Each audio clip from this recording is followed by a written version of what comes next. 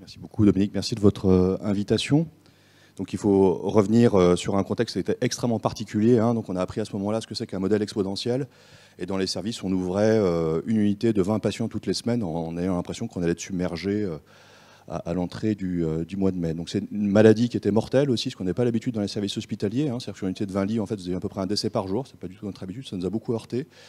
Et puis il y avait une mutation en réanimation par jour, si vous voulez, ce qui n'est absolument pas non plus l'usage d'un service standard. Donc c'était vraiment un contexte extrêmement difficile. Et donc il y avait un besoin non couvert de traiter les patients. Et puis à ce moment-là, il y a eu une efflorescence, on l'a dit, en fait, de médicaments qui étaient suggérés comme pouvant être utilisés. Donc l'hydroxychloroquine a été utilisée sur des modèles in vitro. Alors on a appris secondairement que les modèles viraux, c'est pas comme dans les bactéries, c'est beaucoup plus complexe.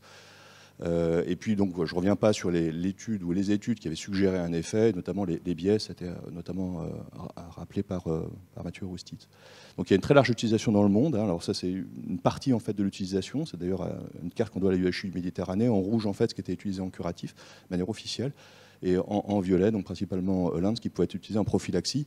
Nous, en France, je peux parler de ce qu'on a fait sur Lyon, si vous voulez, on pouvait l'utiliser dans le cadre de réunions pluridisciplinaires, mais on faisait des choses bizarres. C'est-à-dire que si on proposait l'utilisation des corticoïdes, c'est ce qu'on faisait nous en tant qu'internistes, les infectiologues dans CRCP nous demandaient de rajouter l'opinavir, ritonavir, pour diminuer en fait la réplication qui pouvait être favorisée par les corticoïdes. Donc vous voyez, on faisait des choses qui étaient quand même très très loin de la science. Et puis il y avait ces ordonnances qui circulaient en ville, si vous voulez, il y avait des espèces de cocktails de molécules dont l'hydroxychloroquine faisait partie. Et puis il y a eu ce qu'on pensait être le clap de fin, si vous voulez, effectivement, avec l'essai Recovery. Puis comme l'a dit Mathieu, les courbes n'étaient pas dans le bon sens. D'abord, elles n'étaient pas superposées, mais on voyait en fait de manière non significative une augmentation du risque de décès en relatif de 9%. Et puis en absolu, en fait, quand vous regardez les dernières parties de New England, en fait, il rapportait une augmentation du risque absolu de décès de cause cardiovasculaire de plus 0,4%. Et puis il y a eu cette méta-analyse qui a été publiée par l'équipe de Ioannidis, qui a rapporté 26 essais publiés et non publiés, testant l'hydroxychloroquine avec des schémas posologiques qui étaient extrêmement différents. Ça totalisait un peu plus de 10 000 patients et qui montraient de manière significative une augmentation du risque de mortalité de 11% avec un odds ratio qui allait de 2% à 20%. Donc qu'est-ce que ça veut dire en fait? C'est-à-dire que 600 patients décédés étaient décédés sous hydroxychloroquine, et bien parmi ces 100 décès, 11 étaient imputables à l'hydroxychloroquine. Et donc, on s'est posé de manière rétrospective la question de savoir quel était l'excès de mortalité worldwide de l'utilisation de l'hydroxychloroquine, puisque cette méta-analyse montrait cette surmortalité. Donc la méthode est la suivante. J'ai pensé à mon prof de physique quand j'étais au lycée, c'est ça fois ça. Donc il nous fallait le nombre de décès hospitaliers sous hydroxychloroquine. Ces méta-analyses, c'était tous des patients hospitalisés, versus l'effet de l'hydroxychloroquine qu'on avait dans la méta-analyse. Et pour avoir le nombre de patients décédés sous hydroxychloroquine, il nous faut le nombre de patients hospitalisés, il nous faut le taux de prescription intra-hospitalier d'hydroxychloroquine, et puis il nous faut le taux de mortalité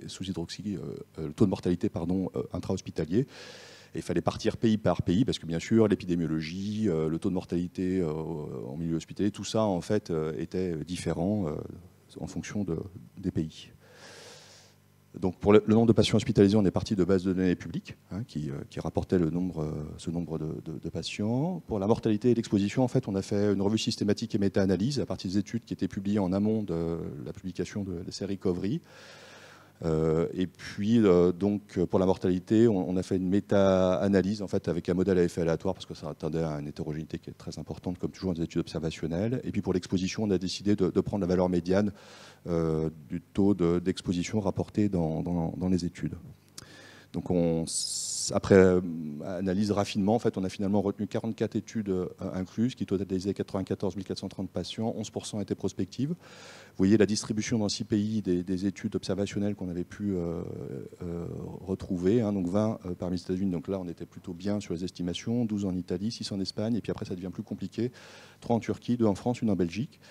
On avait des représentations correctes de ce qu'on savait de l'épidémiologie de la Covid, une mortalité médiane de 21%, 20% de patients en soins continus, un âge médian de 65 ans, et puis 57% d'hommes, c'était bien ceux qu'on avait vus en pratique clinique pendant la première vague.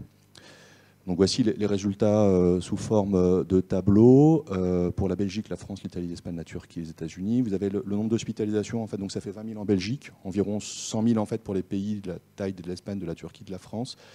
Et puis aux États-Unis, on avait calculé environ 1 million d'hospitalisations. Vous voyez ici les taux de prescription qui sont assez significatifs. On voit qu'on avait des taux de prescription alors, sur des études numériquement faibles, hein, donc 16% en France, 84% en Espagne, et puis après ça s'échelonnait en fait de 50% à 80% pour les autres pays. Donc il y a eu des expositions intra-hospitalières qui étaient tout de même massives. Donc on a fait ça fois ça, on a pu avoir le nombre de patients sous hydroxychloroquine pays par pays. Et puis, donc on a estimé la mortalité par méta-analyse. Donc c'était 6% en Turquie, on avait peu d'études, mais c'était la méthode, on n'est pas revenu derrière. On n'a pas repris d'autres estimations. Et puis après, entre 10 et 20%. Puis vous continuez les multiplications, si vous voulez, hein, par loss des ratios. Vous obtenez le nombre de décès sous hydroxychloroquine, et puis finalement le nombre de décès attribuables. Donc ça donne ça. C'est 240 en Belgique, 199 en France, 1822 en Italie, 1895 en Espagne, 95 en Turquie. C'est lié au fait qu'on avait un taux de mortalité estimé en intra-hospitalier qui était faible. Et puis aux États-Unis, 11 890. Donc ça, vous voyez que numériquement, ça représente un certain nombre d'individus. Donc 16 141 au total dans 6 pays. On a beaucoup parlé de la toxicité qui était finalement cardiaque, mais d'autres toxicités qui sont décrites. Hein, nos collègues pharmacovigilants pourraient nous le rapporter, des toxicités hépatiques, des toxicités pulmonaires, sous forme de case report. Et puis c'est des patients qui sont à risque d'hypoglycémie. Et puis il y avait d'autres signaux en fait, dans une perspective validée externe, qui nous montraient que c'est des molécules qui n'étaient pas complètement safe, notamment des études observationnelles à grande échelle qui montrent que dans la poitrine rhumatoïde, en fait, les patients qui reçoivent de l'hydroxychloroquine ont un taux de morbimortalité cardiaque en fait, qui est supérieur à ceux qui reçoivent pas d'hydroxychloroquine, avec notamment comme contrôle parfois le méthotrexate. Donc il y a des limites hein, à cette étude. C'est déjà l'estimation ponctuelle de l'effet de l'hydroxychloroquine, puisque vous avez vu que ça a été apprécié par méta-analyse avec des hétérogénéités sur les schémas expérimentaux qui étaient assez fortes. On a une imprécision sur plusieurs estimations. Hein, donc souvenez-vous, l'intervalle de confiance sur l'hydroxychloroquine, c'est 2%, 20%. C'est-à-dire qu'on peut surestimer d'un facteur 5 ou sous-estimer d'un facteur 2 le nombre de décès qu'on vous a indiqué. Et puis l'exposition et le décès, en fait, évidemment, c'est des approximations. Il faudra extraire en fait, des bases de données hospitalières ou des systèmes d'information nationaux, en fait, si on voulait vraiment avoir en fait, ces informations sur la source. Et puis, on a aussi des limites en fait, sur le nombre de pays pour lesquels on a les données. Et très probablement, si notre modélisation est vraie, en fait, on sous-estime terriblement ces chiffres. Alors, ce chiffre, en fait, il ne faut pas le retenir en se disant, voilà, 16 141 décès. Je pense que vraiment, l'information qu'on doit garder de cette modélisation, c'est qu'est-ce qui se passe dans une situation pandémique quand on utilise une molécule avec une petite taille d'effet ou pas d'effet, et une toxicité qui est difficilement évaluable, et ça à très grande échelle. Et je pense qu'il faut garder ce chiffre de quelques centaines à quelques milliers de décès à l'échelle d'un pays comme celle de la France pour nous éclairer si un jour on doit à nouveau affronter une pandémie et qu'on nous propose encore d'utiliser off-label en fait, des molécules qui ont ce type de profil. Merci beaucoup de votre écoute.